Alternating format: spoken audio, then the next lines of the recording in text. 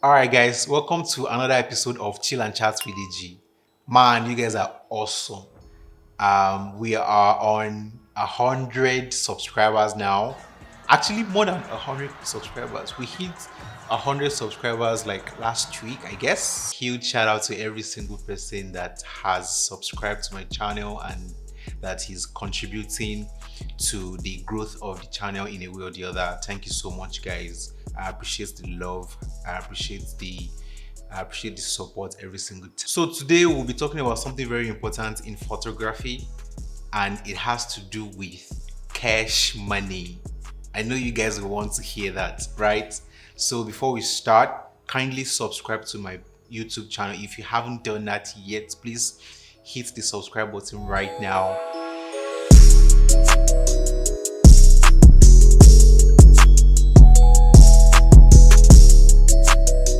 All right, guys. So I got an Instagram DM say 2 weeks ago. Let me find the DM here so I can read it to you guys. Yeah, good day, boss. I replied, how is it going? The person replied, I'm good, man. I don't know if you can help.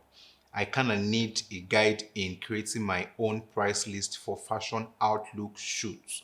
Thought it would be helpful to reach out to you. My response, of course, was I'm preparing something like this, but for now, there are no specifics. If you can wait a bit, I'll speak about it soon in one of my videos if you don't mind waiting. And he goes and says, no problem. If that's the only option I get, I gotta wait. Thanks so much, bro. You're welcome. All right, so we're talking about how to price your photography today. Drum roll. All right, so let's quickly dive right into it. So, pricing your photography can be tricky. And to be honest, if you are not careful, it is either going to be you're undercharging yourself or you're losing clients because you're overcharging yourself. So, how can you find the middle ground where you can get clients to pay whatever you want them to pay you, and at the same time, you don't undercharge yourself so that everything that you're doing doesn't in the trash? There are some things I would like us to consider, especially for photographers. Okay, well, some clients might be watching, some potential clients might be watching as well. So, okay, yeah, let them understand the things that we face so that they can get a glimpse of how we go through these things. So, the first thing is photography is all about the experience that you have. That's number one. And I always say this, your portfolio really matters. So you might have to really do a lot of personal projects before you start getting paid projects or paid gigs. So two things that you have to have at the back of your mind when you're starting out in photography are, the first thing is that you don't want to spend too much money than what you're making. That's number one.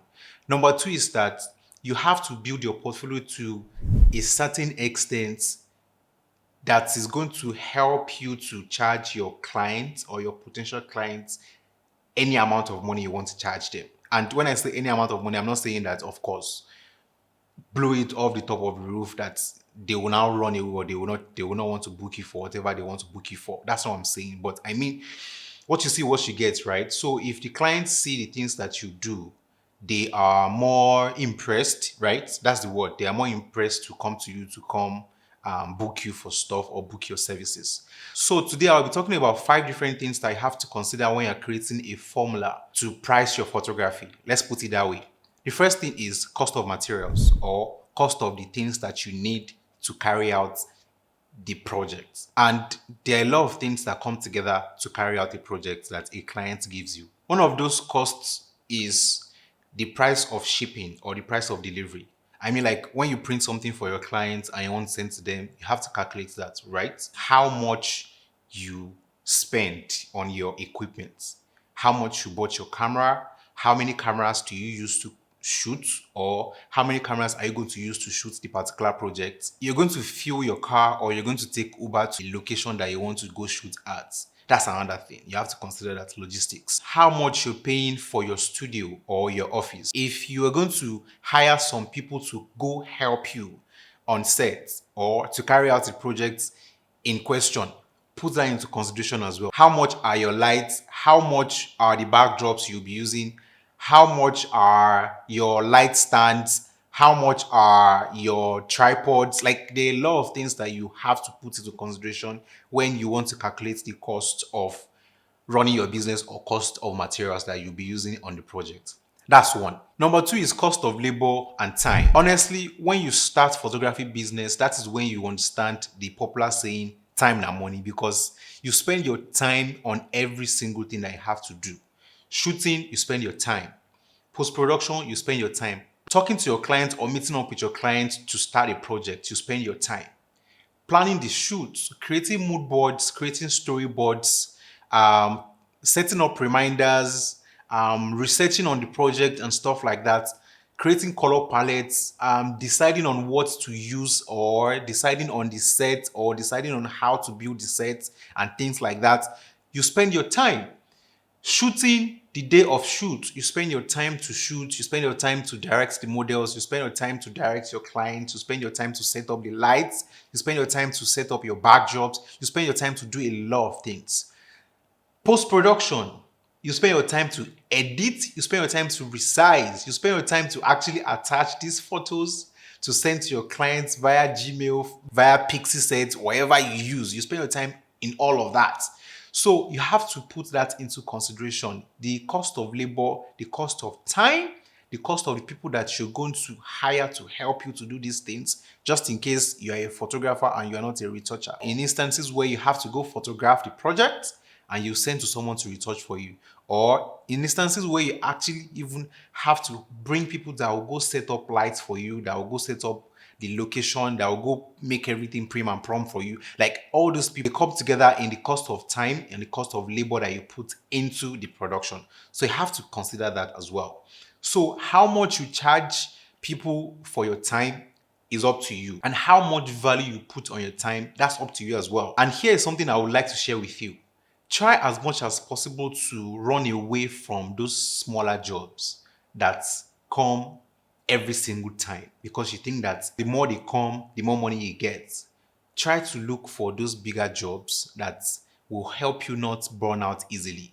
And this is what I'm saying. If you get 50 jobs in a month and you have to go to shoot all those projects and you have to come back home to retouch all those pictures and send to those clients, and each of them will probably pay you, let's say, 20,000 naira for the shoot. But God has helped your life, right? Your portfolio is huge enough, or your website is fine, is beautiful.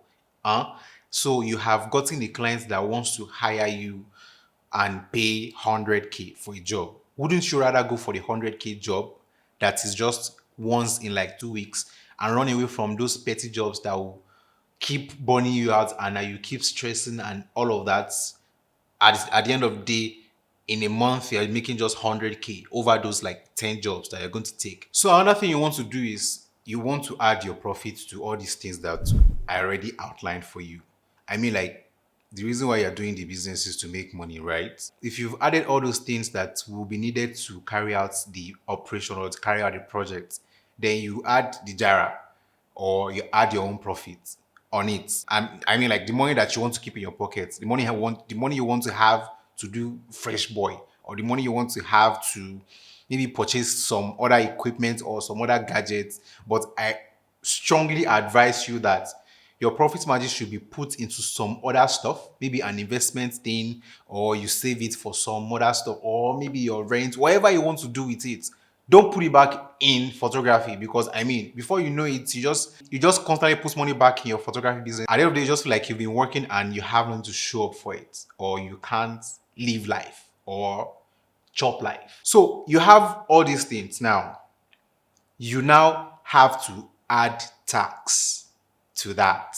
And forget that this is Nigeria. I don't pay taxes or I don't do that.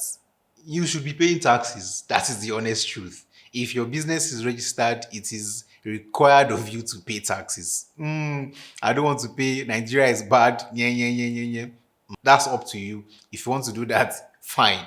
But try to add tax to what you're charging your clients so that that is sorted for. So when you have all these things, you add just one more item. Guess what? The Buhari factor. And what I mean by the Buhari factor is Today, bread is 25 naira, tomorrow is 100 naira. You really don't know what is going to happen tomorrow. So if you've added your profit margin as 20,000 naira, you think that in your head the 20,000 naira is going to cover a bottle of Four Cousins to chill with your friend, or a bottle of Jameson to hang out with your babe, or you will be able to go to the cinema to spend 20,000 naira. What if you wake up tomorrow and cinema money is not 20k anymore, it is now 40,000 naira? So try to a little bit create space for inflation, because I mean, it is what it is. This is the country that we are in right now. So yeah, you have to roll with the system. So all these things are the stuff that you have to consider when you're creating a formula in a way to charge or to price your business. On the last note, if you're a full-time photographer, I want you to understand that you need to be able to price your clients properly. You have to understand that photography business is not something you can just rely on forever. And it's not something that you can rely on for a very long time. So you have to understand that as early as possible, right?